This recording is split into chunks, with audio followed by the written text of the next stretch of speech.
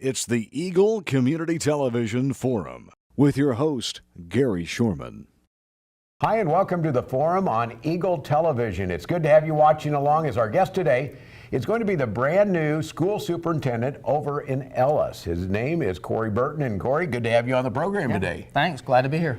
Exciting time. You are finishing 13 years as the principal at Ellis High School. Yep. And does it seem like it's a possibility that is really going to happen, that you're going to be superintendent next year? Well, it's kind of strange to think about. You kind of get into a role and you expect to be back in that role over and over again. But I'm excited. I always said when I first started teaching, I told folks someday I want to be principal. And I taught for 9 years, and after 9 years I knew it was time to take that step, and I became a principal. And now I've been principal for 13 years, and I knew somewhere along the way that I wanted to move into a superintendency. And I'm just thrilled that I get the opportunity to be in Ellis and make that transition and stay in the community. Well, I know it's a great community over there, but the process didn't just stop in Ellis. It went they put a broader net out and had some really good applicants come in. And I know going through that, I'm sure it has to be a little bit exciting going through that process. That may not be the best word for it, but I know this district and those involved are excited to have you there after going through it. Was the process a good process for you? Do you feel that was fair? Oh yeah. As far as the interview process was concerned, and the application process, it was good. And yeah, they had some quality candidates, and I'm just again happy that I ended up getting picked and I have this opportunity. You did have a good community base, so didn't they have T-shirts for you as well? Yeah, for my cancer that I've been dealing with here over the last year, we had a great community support through that. I think they said they sold 1,500 T-shirts that were in support of that, and we had all kinds of community support. It was overwhelming, honestly. Well, I know when you see that and you have that community backing as principal, that's a cool thing. But going into a new role, I see some of the challenges of being a superintendent versus a principal. What are you doing to prepare? Well, actually, right now I've been spending a lot of time with our current superintendent, Mr. Young, and about every day we meet and we go over something that I'm going to need to be dealing with here over the next couple of months. So that's probably the biggest thing right now that I'm doing, is trying to familiarize myself with everything that I'm going to need to get done next year. Because it will be a learning process, just like your first year of teaching, just like your first year as an administrator. This first year as superintendent is going to be a learning process. Going into it, what do you see as the challenges? Because there's always the money challenge. Yeah. That's one of the things. But what do you see as your top challenges? Well, and money-wise for us, we've been lucky. We've held pretty consistent enrollment, and the state's was good to us last year, and we look to be in the positive again this coming year. So that's been a positive. I think, and I've been sharing this with folks, I think staffing is going to be one of the bigger challenges we face, and not just in Ellis, but I think in all of Western Kansas. Finding quality teachers, keeping quality teachers in the classroom, and even finding the appropriate other staff members as well. We've got some staff members that could retire here in the next couple of years that aren't just teachers, that we're going to have to fill those positions, and some of them are going to be challenging to fill. So I think we're going to have to be real proactive in looking at all our positions and trying to attract good people into those positions, both salary-wise and just providing a work environment that's a pleasant, enjoyable work environment, one that people want to be in. When you look around the state, operating a school in the size of Ellis, Ellis does have some advantages. One is the local community that is really supportive of the teachers and the people that are there. Yeah, and the community and the parents, they understand the importance of education, and we really get support from them. For instance, we have our normal fall conferences every year, and we average about 85% attendance at the high school level. And most high schools would do backflips if they could get that type of attendance, just in an open house fall conference. Our folks want to be involved. They want a good, strong school system. They want their kids to be successful. It's nice. One of the things I know when going in, you're learning those things you get to deal with. Do you have a dream list? Think, boy, if I ever got to be superintendent, these are some things I would make happen. Well, I think one of the things that we're going to have to, a challenge we're going to have to face in Ellis is with some of our infrastructure, some of our building. And so we're going to have to find a way to take on some of those projects here over the next couple of years, and that's exciting to me. I want to see us continue to improve structurally and educationally, and to be part of that process and help plan that process, I think is exciting. You know, you get there and you have everything as a superintendent. You get to deal with everything from coaching. Yep. And you have experience in sports yourself. You get to deal with the teacher's salary. You probably get down to food and everything else. What kind of team do you have there? Are you keeping the same team, and who's going to take your job as principal? Well, you know, we will have, of course, a change at the high school principal role. We started advertising for that on Friday. I already have a few applications working in. So that will be a change. You know, of course, we have 3 administrators within our district. We have the high school, middle school principal, and then the grade school, the pre-K 6 principal, and then the superintendent. We have a transportation director, we have a technology director, and we have a district level secretary. Really, that's kind of our administrative team. So we'll be all working together to solve these. And really, you know, I want to work with the staff too. The staff have a lot of positive things that they can input, help with. I believe they have to be involved in the process in order for it to be successful. So working just with all the teachers and even with the maintenance staff and things of that nature, those folks are vitally important when you start looking at facilities and having facility discussions, and you got to have their input and their knowledge brought to the table. Talk a little bit about kids, and because they, you know, you look at today's world, the students here, they're technology driven, they're phone driven, they're connected to everybody in the world. When you're a teacher, you're real close. You get to be a principal, you get a little farther away, and now the superintendent. Yeah, how do you plan to stay connected to the student? That's why everybody's there. I've had that discussion with a couple different folks. Even with the board, I had that discussion. That was one hard thing about moving from the classroom and the arena of coaching even to the principalship. You lost some of the connection with kids. And I felt like I was able to maintain that fairly well, just being out within the building as often as I was at the high school level.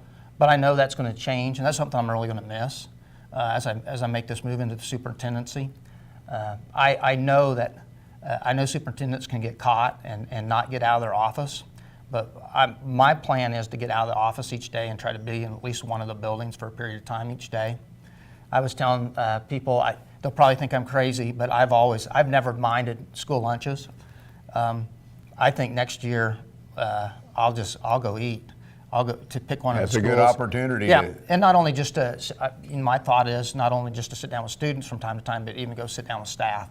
You know, go to the workroom and have lunch and have a chance to visit with staff informally, and then also go to the cafeterias and sit down with the kids and be able to have informal conversations. And you can see good. I like school lunches myself, and what a great time to be able, not in a formal setting. It's that nice setting where you can get to know people better and be that part of it. So I think that'll be great as well. Now we're going to take a break, Corey.